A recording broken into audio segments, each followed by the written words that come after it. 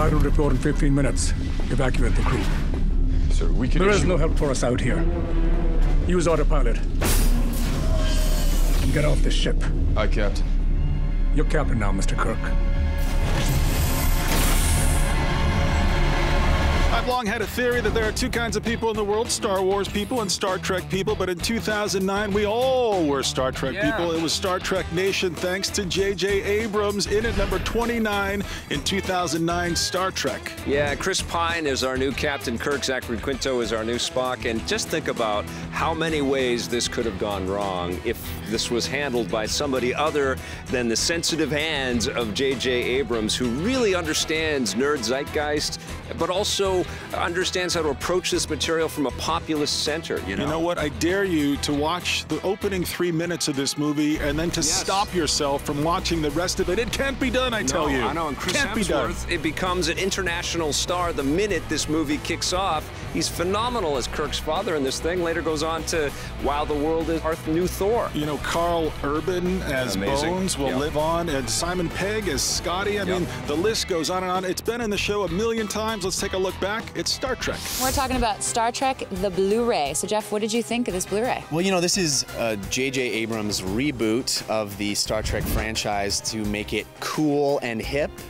And, you know, I think he succeeded. It's a young cast, and they pulled off this interesting trick where it is, yes, a reboot of the Star Trek franchise with all new actors playing our familiar Spock and Kirk and Bones.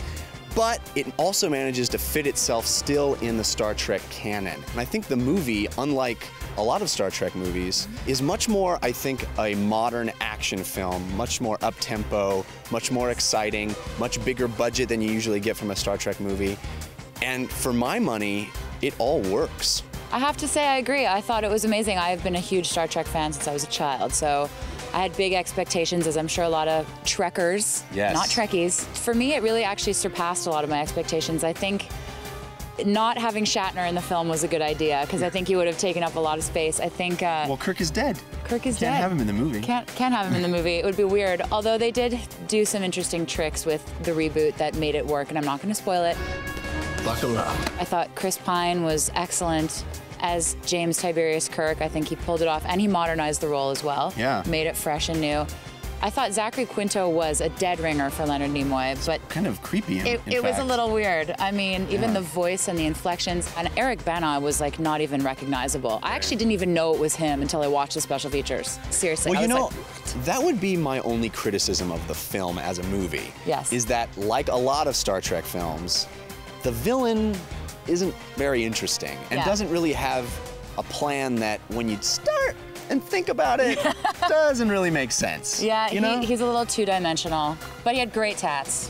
He did have great tats. Really, really cool and clearly tats. that's enough for you. Actually, one of my favorite special features on the Blu-ray, and by the way, 30 hours of special features. Yeah. I mean, above and beyond. I love the casting when they talk to all the original members. Yeah, you're absolutely right. It's clear that Paramount made the special features on this disc a real priority, and not only is there a lot here, but it's all well produced. It's good stuff. And the movie is gorgeous. Yes, it is. Especially on Blu-ray. The sequel kind of let us down, but that can't really stop how amazing the first Star Trek. It's a juggernaut. Get it on Blu-ray, own it, love it, watch it every day. Number 29 is Star Trek.